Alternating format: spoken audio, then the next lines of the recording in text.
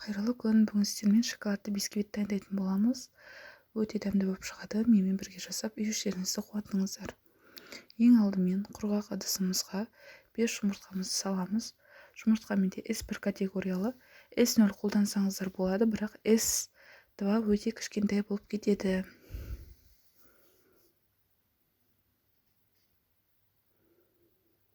Жұмыртқамызға 150 грамм мөлшерінде қант қосамыз.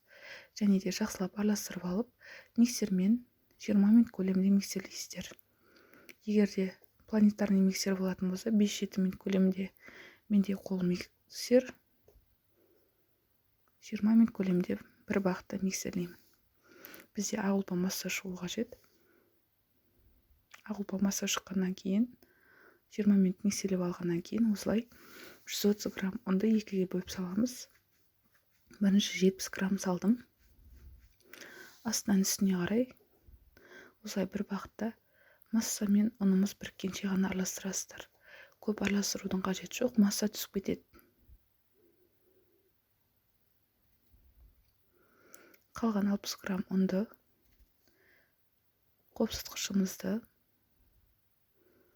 және де 25 грамм какаоны қосып жақсылап араластырып аламыз. Пешіңізді алдында қыздырып қойыңыздар.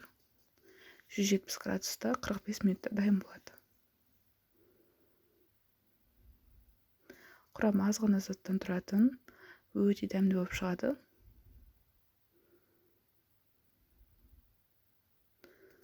Алдын ала пергаментті төсеп аласыздар. Өздеріңізге алуға ыңғайлы болады.